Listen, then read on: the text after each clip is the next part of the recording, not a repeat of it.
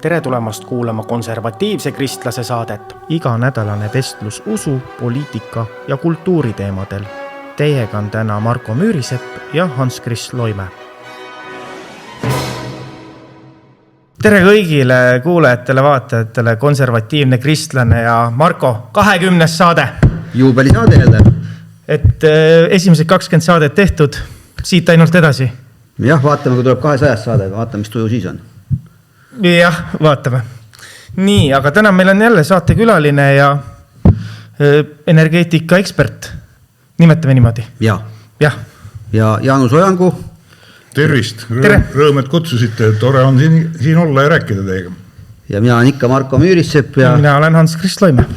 Ja nüüd on selline lugu, et me otsustasime selle saate teha energiast.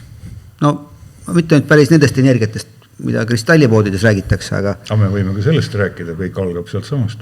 Aga me läheme ikkagi, võtame siis selle energia, mis meil igapäevaseks eluks on tarvis ja ma küsingi kohe vahele, millist energiat sa vajad? Mina vajan elektrienergiat. Ma küsin juurde, oled sa kindel, et sa vajad elektrienergiat? Mina ei tea ühtegi inimest oma tutvusringkonnast ega Eestist, kes vajaksid elektrienergiat. Ja mida nad vajavad? Soojust, valgust, liikumist, jõudu. Elektrienergiat võib-olla vajatakse ainult kiirabi haiglas, kus pannakse, tead sul see purrakas ära, et ellu tagasi järgaksid. Mujal ma ei tea kuskil, et keegi vajaks elektrit. Kõik tahavad midagi muud. Elekter on meil tegelikult ainult energia transportimise viis energiaallikast kuni selleni, kus me siis seda kasutame. Nii et me oleme selles mõttes väärtustanud seda sõna teistmoodi.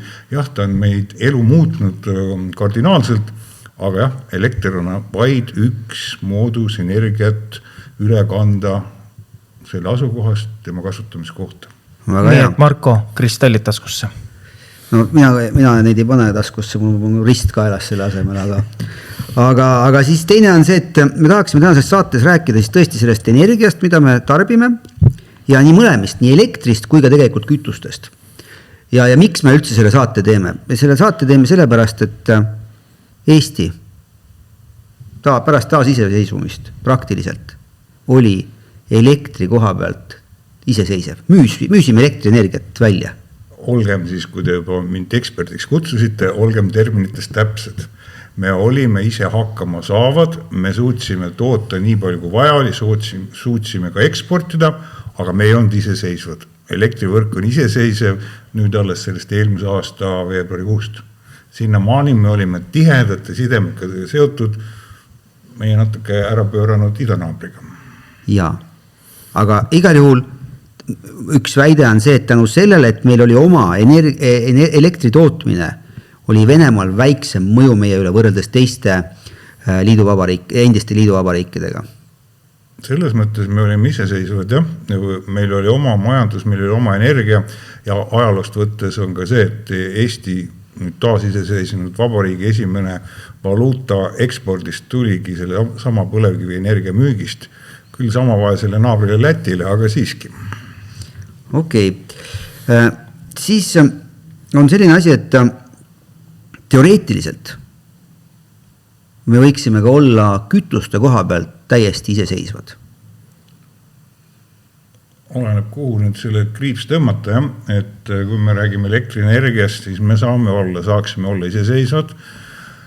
No puiduga me nüüd väga enam ise hakkama ei saaks, siis me ei raatsi teda ka väga raiuda, nii et meil meeldib, kui need ikkagi kasvab ka midagi. Turbaga on looduskaitsed ikka väga kurjaks läinud, nii et kes mäletab veel briketti ahju ajamiseks, see on nüüd tõeline ajalugu. Ja no põlevkiviõli, aga sellest mingisuguse vedelkütuse tootmine, mis autot liigutaks, on ikkagi suhteliselt kallis lõbu. Nii et seda igal juhul on odavam kuskilt mujalt tõsta. Aga elektriga me saaksime hakkama ja nüüd, kus meil on päike ja tuul ka veel abiks ja kui me suudaksime seda mõistlikult kombineerida, siis me saaksimegi hakkama ja kindlasti saaksime hakkama. Ja aga tulles tagasi selle kütteõli juurde või põlevkiviõli juurde, siis põlevkiviõli ei ole majanduslikult otstarbekas, sellepärast, et seal on maksud sellised peal. See käib ka meie selle põlevkivi elektri kohta. Elektrist pool on maksud. Isegi üle poole. Elektri oma hind, seda võib siin spekuleerida pisut, aga me räägiksime 50 maksimaalselt 60 eurost megavati kohta, ehk siis kodutarbija mõistes 5-6 senti ja ennem kogu selle maksutõusundust oli ka kindlasti alla 40 euro megavatt-tund, ehk siis nüüd ta tänu maksudele kõigel sellel on karanud sinna nii-öelda konkurentsist välja ja me on kuulnud, et kui alla 150 on, siis nagu põlevkivijaama ei tasuks käima pannagi. Nüüd ütleme nii, et sellest 100 eurot on seal igasugused maksud. Jaa, aga kui me neid maksusid ei maksaks, kui meil ei oleks neid, kui me loobuksime nende maksude maksmise kohustusest, siis põhimõtteliselt oleks meie põlevkivi elekter vägagi konkurentsivõimeline. Jah, ei saa eitada, et ta oleks siis konkurentsivõimeline ja siis me ei peaks võib-olla rääkima ka siin mingitest tuumajaamadest, aga ütleme nii, et sellised soojuseleektrijaama põhised, kus me tegelikult ajame lihtsalt kütust ahju, ajame vee keema ja sealt tulnud auruga siis käivitame generaatorit, need on kõik enam-vähem ühes hinnaklassis, sest nad töötavad ju maavarade pealt ja maavara hind on siis nii nagu on, et enam-vähem samasse kohta tuleb välja, kas sa paned põlevkivi ahju, naftat või gaasi või et see on selline 50-60 nagu on moodne öelda. Aga meil on põlevkivi. Meil on põlevkivi, see on õigus. Meie ei peaks gaasi ahju ajama ja me ei peaks ostma kivisütt Poolast. Ei peaks.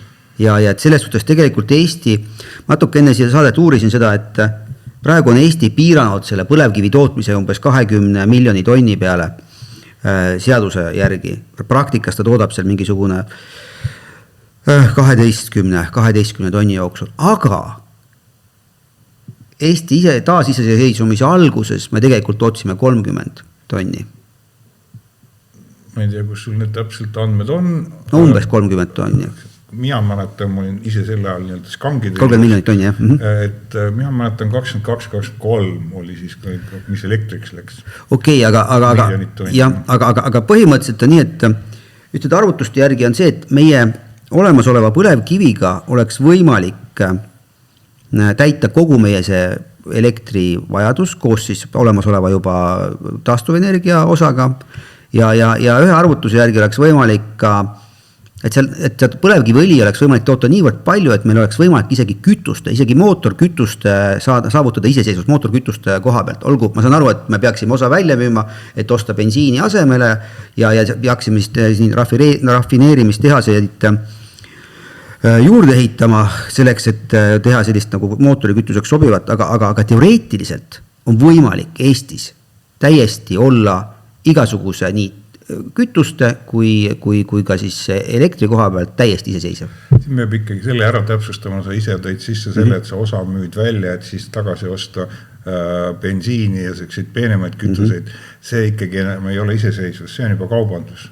Et see tehnoloogia, nagu ma algul juba ütlesin, et nüüd põlevkiviõlist teha puhast bensiini, on enne teist maailmasõda ja selle ajal juba ära proovitud, et see on teoreetiliselt võimalik, aga läheb meil ikkagi väga kalliks. Meie see kütuse hind tõuseks siis katteannet kõrgemaks kui... Aga kas maksude pärast või tehnoloogia pärast? Ei, praegu ma arvan, et tehnoloogia pärast, et kõik selle püsti panemine ja selle tasuvusaja mõistlikuks saamine, et siis see võtab selle hinna väga kõrgeks. Sest kõik see, me näeme nüüd sõjauudistes, kuidas neid rafineerimistehaseid õhku lastakse järjest. See oleks väga suur selline keemia tootmise ettevõte, mis seda suudaks meile rafineerida ja juba seal on jälle mahuäri. Siis me peaksime suutma seda nii palju teha, et meil siin Läti-Leedule ka kõlbaks müüa. Ja põlevkivil on ikkagi see, et põlevkiviõlil on see, et see väävlisisaldus kipub olema vähe kõrgem ja selle välja puhastamine on, mis teeb selle asja keeruliseks. Ehk siis piltlikult öeldes meie autod haiseksid, nagu sõidaksime päevalile õliga siin ringi. Et see oht jääb sellega, aga see on tehnoloogiliselt teostatav, aga ma arvan, et see ei ole nüüd jälle majanduslikult mõistlik.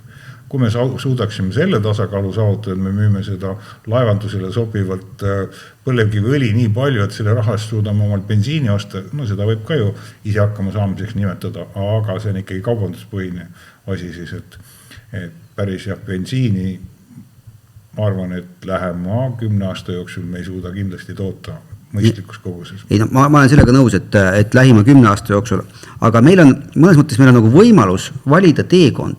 Meil on võimalus valida teekond, kus Eesti süstemaatiliselt toimides oleks valmis ennast rohkem, nüüd põhimõtteliselt tegema praktiliselt energiasõltumatuks riigiks, sest et no mis siis juhtub, kui meile tehakse, kui ikkagi lähevad asjad hullemaks, tuleb näiteks mere- ja maismaa blokaad, et no see oleks päris kiiresti jääks elu seisma.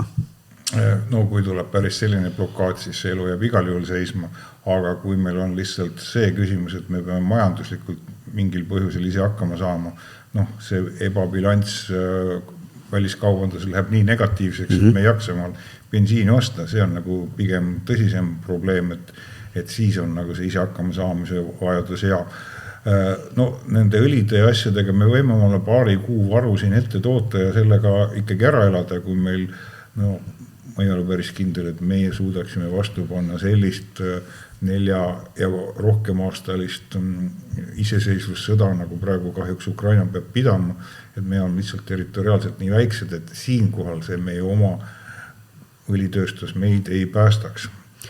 Aga ütleme, oletame, et see oleks nagu sõjaline seis, aga kui on üle maailma selline kütused võib-olla ei jõua kohale ja nii nagu meil praegu on Donald Trumpi tellimusel toimunud seal nende kütuste asjadega, et sellest ma siiski... Ma ütlen sulle kohe selle peale positiivselt vastu, et jah, me saame majad soojaks selle õliga ja võt siin kohal ütleb, et siis võiks olla elektriautod. Et see põlevkivist tehtud elektriga sõidame nii-öelda kuhu vaja ja maja kütame põlevkivi õliga, ma mõtlen neid suuri linnu. Ja minu poolest ka väike tuumajaam võib siin veel aidata, nii et selles suhtes see võib meil iseseisvus küll olla. Kuulge, aga ma olen kaua elektriautode vastu olnud, aga kui nüüd tõesti tuleks järgmise valitsusega selline programm, et võib ka elektriautodesse laadida ka siis nii-öelda põlevkivi elektrit, siis ma ostan ka elektriauto. Teate, ma olen valmis elektriautot ostma. Kui võib põlevkivi elektriga seda autot töödata? No, ma arvan, et praegu läheb sinna samamoodi põlevkivi elekter, kuigi seda on üldse turul väheks jäänud. Et seda me nagu ei märkagi, kus ta tuleb. Tuult ja päikest on meil ka nii palju, et sellega ei ole probleemi, sellepärast ära jätta ostmata. Aga meil on muud infrastruktuurid, mis vajavad veel järgi aitamist, et kui sa oled siit sõitnud ma ei tea, kus siis poolt sa pärit tuled, aga sõidad Võrumaa teise otsa ja tahaks sealt tagasi ka tulla. Meil juhtus asi, lükkasime ämma majas laadima ja maja alles jäi.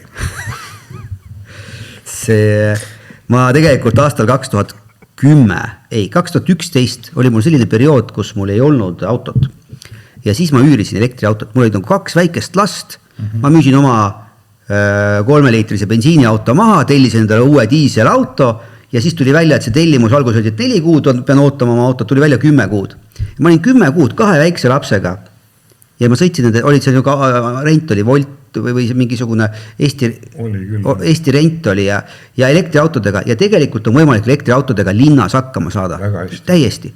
Aga kui ma käisin Niitveljale, sõitsin ja tagasi ja siis pidin uuesti Piritale minema, no siis juba hakkas keerukaks asi minema. Teine asi on ikkagi see, et jälle see sama elektrivõrgu vastupidavus, kui me nüüd kujutame ette, et kõik autoomanikud täna ka Tallinnas vahetaksid oma autod elektriautodeks, siis see vajaks elektrivõrk vajaks täielikku rekonstrueerimist, et see lihtsalt esimese ööga maha ei põleks, kui me kõik õhtul oma juhtmed taha pistame, hakkame ootama, millal päeval see, või tähendab akud ära laevad. Aga siin on hoopis hullem probleem nüüd selle päikeseenergia poolt tekitatud hinna ebabilansiga, et päeval, kui sul oleks odav energia, mida päike toodab, siis sa tahad nagu ringi sõita. Ja siis, kui sa öösel laed, siis on meeletult kallis ja siis keerab selle asja nagu bussi see elektrihinna odavus ja kallidus. Kui me räägime põlevkivi elektri üldse edasi arendamisest, siis seda oleks juba sellepärast vaja, et meil see hinna tohutu ebabilants või kuidas see volatiivsus ära läheks. Praegu on Põhjamaades juba suur hirm selles, et see päevane miinushind viib kõik päikese- ja tuulejaamad pankrotti, kui need nüüd ka veel seisma jäävad, sest siis kui nad toota saavad, siis keegi ei taha nende energiat, hind on miinustes.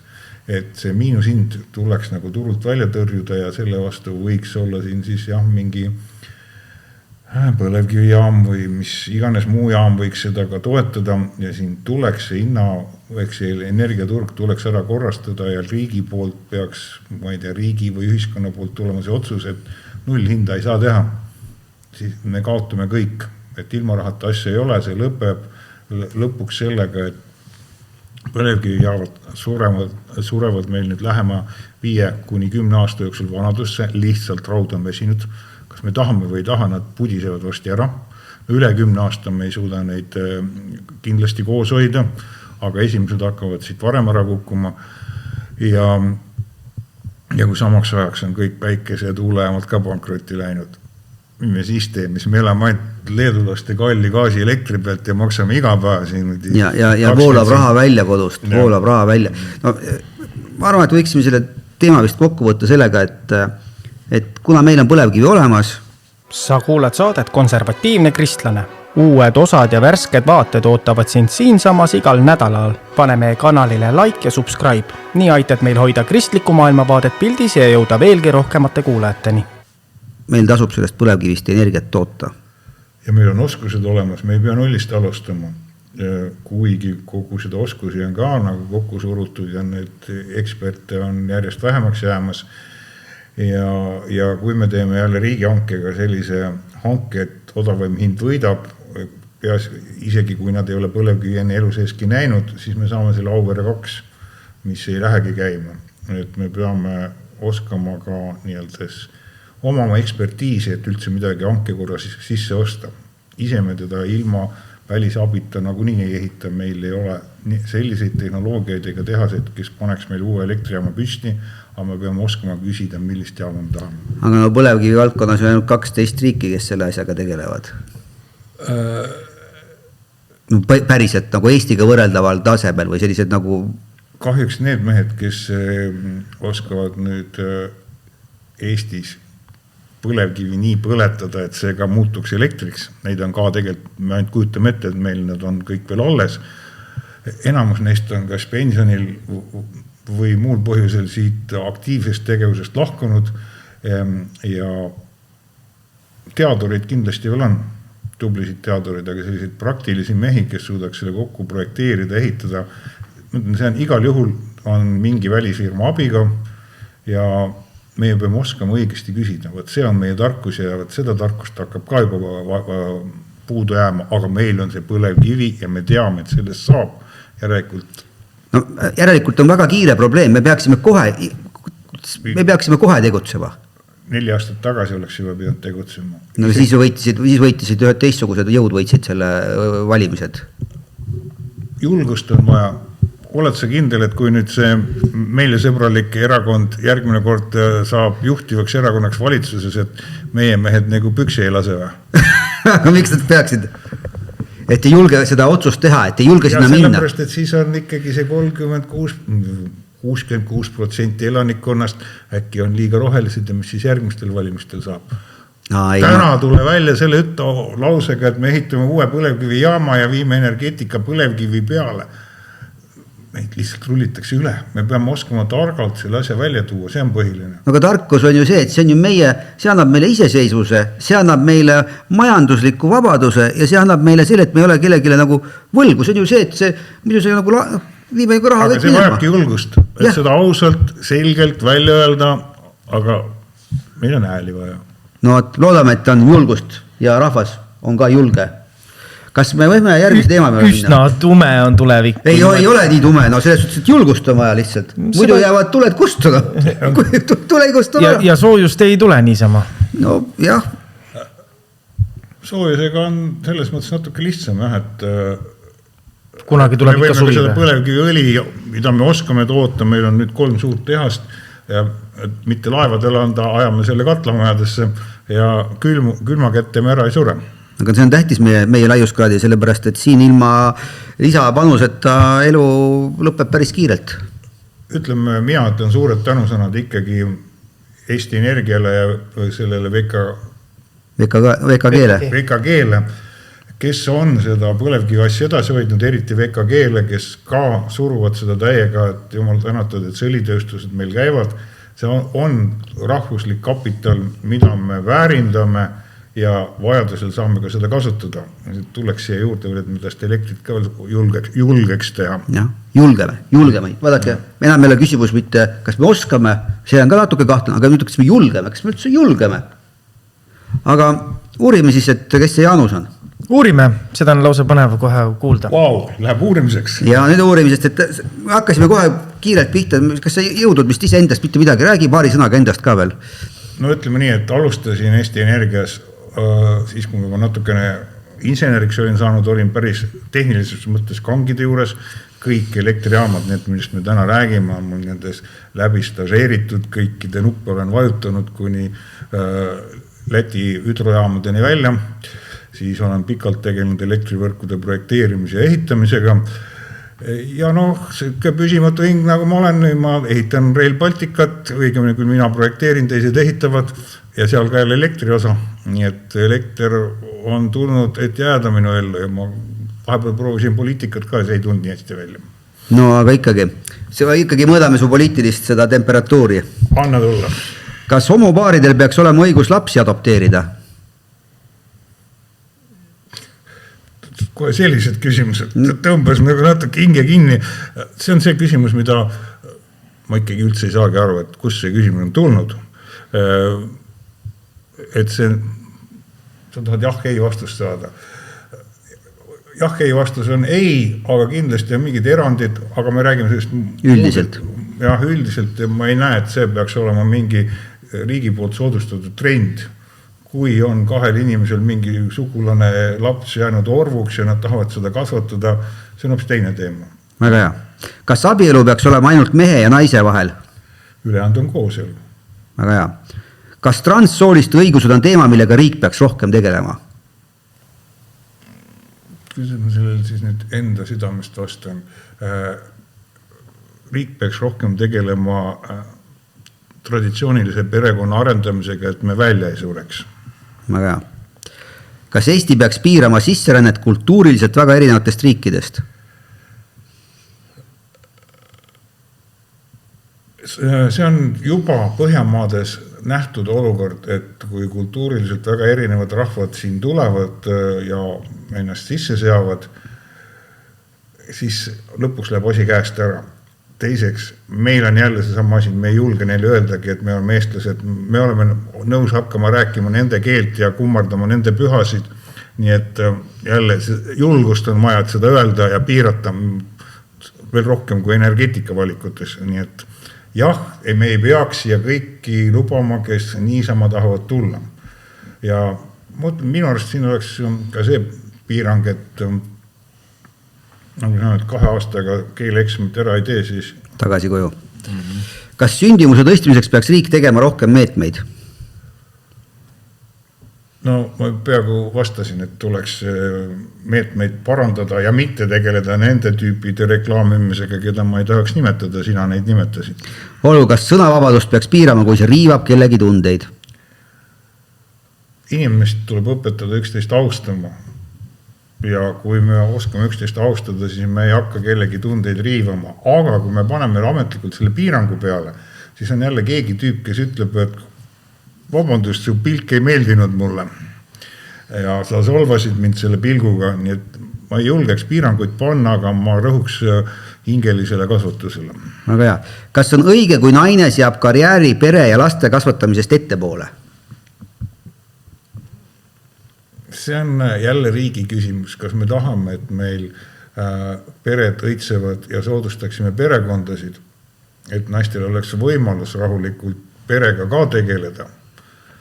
Aga kui me reklaamime seda, et karjäär on esikohal ja lapsed, kes neid vajab, siis see ei ole õige riigi poliitika, aga keelata ja käskenda seda ka muidugi ei saa. Aga saab soodustada. No nüüd on lihtne, et kas rikkad peaksid rohkem makse maksma? Sa mõtled need astmelist tulumaksu. Põhimõtteliselt jah, ja ma ei mõtle seda nüüd ise välja, vaid see Euroopa kogemus nagu ütleb seda. Ja teiseks ongi see, et nii füüsiliselt kui vaimselt, ärme nüüd päris üldist, aga põhimõtteliselt me anname enam-vähem võrreldava panuse. Lihtsalt sama füüsilise ja vaimse panuse eest saame väga erisugust tagasisidet nii-öelda rahalises mõttes ja võib küll eristada natuke. Kas ettevõtted peaksid rohkem makse maksma?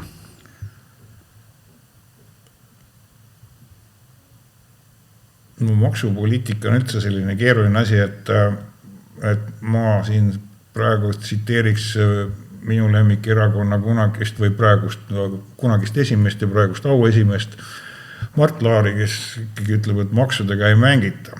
Ja ma olen ka kuulnud majandusmehi rääkimas ja ärimehi, et lõpetage see jäntimine.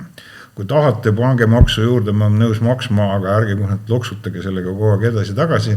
Ma olen seda meelt, et vajadusel tuleb kellelgi makse tõsta, kui me muidu hakkama ei saa neid samu perede toetamiseks. Ja vähepalgalistel ei ole seda võimalik enam palju suurendada, nii et sealt, kust on võtta, sealt tuleb siis kahjuks võtta. Kas riik peaks päästma raskustesse sattunud firmasid? Oleneb jälle, millised nad on. Kui me räägime siin nüüd meie lemmikteemast energeetikast ja kui me siin üldse mingit toetusi ei paku, nagu täna me kipume olema, kõik peab töötama turu vastu, ehk turu hindadel riik ei taha kedagi või midagi toetada, siis me vastu istume pimedas. Aga et me igasugustele kultuuriklubidele tohutult toetusi jagades seda peaks natuke kaaluma. Aga on kindlasti asju, mis on riigile vajalikud, neid on vaja toetada. Kas riigile kuuluvaid asju peaks rohkem erastama? See on nüüd küll üks väga imelik seisukoht, et kuidas on see tulnud, et kõik, mis nagu riigi juhtid on, et sellega nagu hakkama ei saada. Alles oli see, et Pärnus nüüd minnakse neid spaasid erastama, mis toovad linnale kasumit. Nüüd on äkki otsustanud, et nüüd on vaja need kiiresti ära erastada.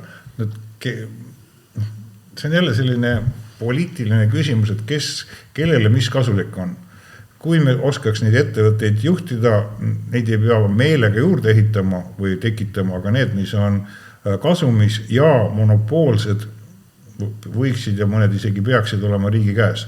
Me ei kujuta praegu ette, et Eesti raudteed jälle erastama hakkaks uuesti või võtame Eesti maanteede võrku erastama hakata või need on asjad, mis jäävad riigi kätte. Kas inimesed peaksid ise rohkem oma pensioni eest vastutama?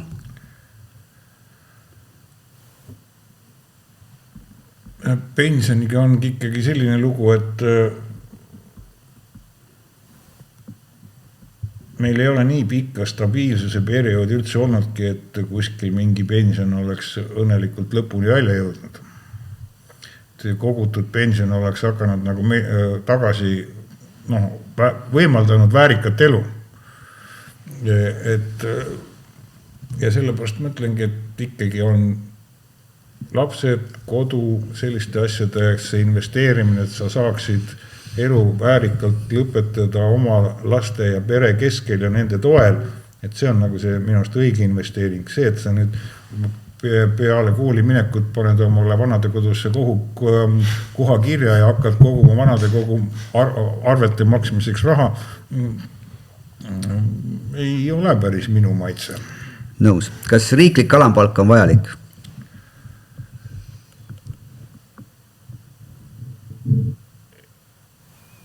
Mina julgen arvata, et on vajalik, aga see, vabandust, ütleme nii, et nagu ta praegu on 3 osapoole kokkuleppel leitud alampalk on mõistlik. Kui riik hakkab määrama, siis võivad tulla võimule mingid sellised jõud, kes panevad sinna pankuri palga miinimumpalgaks ja siis meil ka pikka pidu siin ei ole jälle. Ei ole, jah.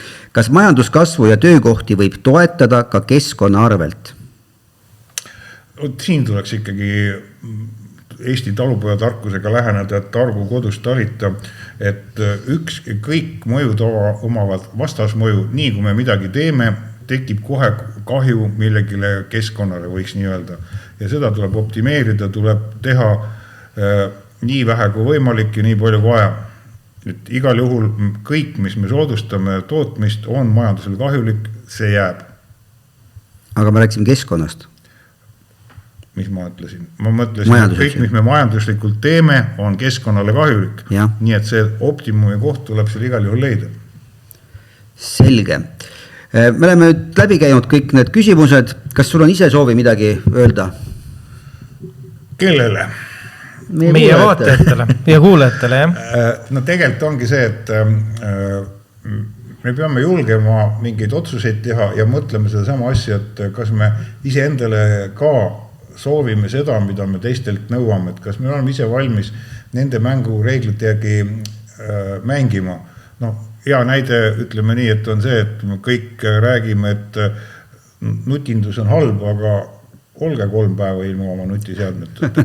Väga hea, väga hea. Sellega on hea saade vist kokku tõmmata ja järgmises saates on meil Tarmo Kruusimäe. Ja siis räägime rahvuslaste teemadel. Täpselt. Aitäh tulemast! Aitäh kutsumast veel kord. Ja ma kahtlustan, et energia teema on selline, kus me peame uuesti rääkima. See on väga sügav ja lai teema.